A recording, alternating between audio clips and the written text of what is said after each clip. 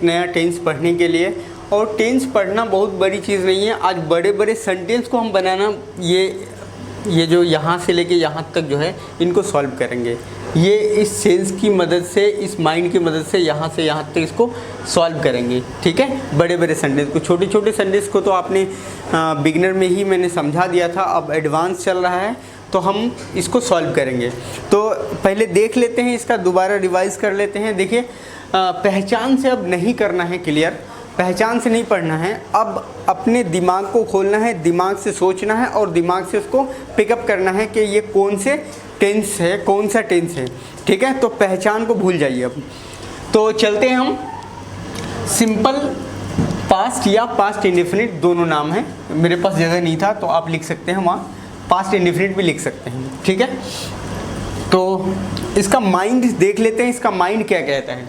देखिए, माइंड कहता है ये कैसे सोचेंगे हम, यानी सेंटेंस को पढ़ने के बाद जिस हिंदी वाक्य पढ़ने से ये पता चले कि कोई क्रिया पास्ट में समान रूप से समाप्त होती थी, पास्ट में समान रूप से समाप्त होती थी। ठीक है, समाप्त हो जाती थी। जैसे एग्जाम्पल मैंने लिया है, रामू अंग्रेजी बोला, मतलब ख़त्म हो गया ना, पास्ट में ही ख़त्म हो गया था वो सिंपली। या रामू अंग्रेजी बोलता था, बोलता था, सिंपली क्या हो गया, वो ख़त्म हो गया। क्लियर, सिंपली ख़त्म हो गया पास्ट में। तो उसकी स्ट्रक्चर देख लीजिए, छोटा सा स्ट्रक्चर है, ये सबसे छोटा स्ट्रक्चर है पूरे 12 टेंस में, सबसे छोटा स्ट्रक्चर इसी का होता है, इसी टेंस का, है ना। तो देखते हैं, subject plus verb two, object plus extension. ये वर्ब को याद करना बहुत ज़रूरी है बाबू, वर्ब को याद कर लेना है, जब तक याद ना हो उसको छोड़ना नहीं है। वर्ब जितना याद करके रखेंगे, टेंस में पकड़ उतनी अच्छी होगी। जहाँ टेंस में पकड़ हो गई तो आपकी इंग्लिश में पकड़ हो गई। तो इसीलिए हम इनको एक तरफ से पढ़ाते हुए जाते हैं, एक एक चीज़ को बताते हुए जाते हैं, इनको क्लियर करते जाना है। चलिए, तो हम इसको बनाते हैं, छोटे वाले सेंटेंस को, देन बड़े वाले को देखेंगे। रामू अंग्रेजी बोला या रामू अंग्रेजी बोलता था। तो इसमें सब्जेक्ट कौन सा है, ये वाला सब्जेक्ट है। रामू का क्रिया यानी काम करने वाला यही है, तो उसको सब्जेक्ट कहते हैं। तो क्या होगा, राम मू। उसके बाद बोला, बोलने का क्या होता है, बोलने का स्पीक होता है,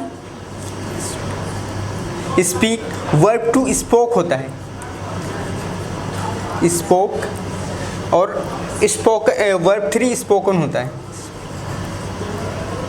स्पोकन। ठीक है, तो वर्ब 2 को ले आना है। रामू स्पोक इंग्लिश, बन गया। क्लियर, बहुत आसानी से। अब ध्यान दीजिए, इसमें सब्जेक्ट, इसमें अब ये एग्जाम्पल्स को ध्यान से पढ़िए। ठीक है, और इसमें से मेन बात को कैच करने की कोशिश कीजिए। ठीक है, मेन बात को कैच करना है। ध्यान दीजिए, हम पढ़ते हैं। Ramu and mister Ramu and mister Shyam ने उन लोगों को जीवन में आगे बढ़ने के लिए अंग्रेजी बोलने और लिखने की सलाह दिया है। ठीक है, तो ध्यान दीजिए, जीवन में आगे बढ़ने का थे। ठीक है, देखिए ये पूरा क्या है, टोटली ये क्या है, ये सब्जेक्ट है ना, क्योंकि ये करने वाला है। और एक्शन क्या हो रही है, सलाह देना। और किसको सलाह दे रहा है, उन लोगों को। यही मेन बात है इनमें, जीवन में आगे बढ़ने के लिए अंग्रेजी बोलने और लिखने की सलाह दिया है। तो देखिए, अब इनको बनाते हैं। Mister Ram and mister Shyam, सलाह का क्या होता है, एडवाइज, ईडी लगा दे, advised. Verb 2, mister Ram and mister Shyam advised उन लोगों का क्या होता है, दैम। ठीक है, उसके बाद जीवन में आगे बढ़ने के लिए to go ahead in life, है ना। अंग्रेजी बोलने और लिखने की सलाह दिया है, to speak and write English. बस हो गया, कितना इजी से बन गया, आसानी से। नेक्स्ट, मिस्टर ए उन लोगों को परीक्षा में अच्छा नंबर लाने के लिए विचार करने की सलाह दिया है। विचार का डिस्कस होता है। ठीक है, उसमें आसानी से बन जाएगा। उसको देख लो एक बार अच्छे से और सब्जेक्ट ऑब्जेक्ट छाट लो। सर अपने विद्यार्थी को जीवन में आगे बढ़ने के लिए कहते थे, ठीक है, जीवन में आगे बढ़ने के लिए गो अहेड इन लाइफ बढ़ने के लिए कहते थे, ठीक है। तो आई होप कि आपको समझ आ गया होगा और आप बना पाएंगे। अगर आपको किसी तरह का कोई दिक्कत हो तो आप हमारे कमेंट बॉक्स में कमेंट कर सकते हैं, मैं उसकी हेल्प करने की कोशिश करूँगा।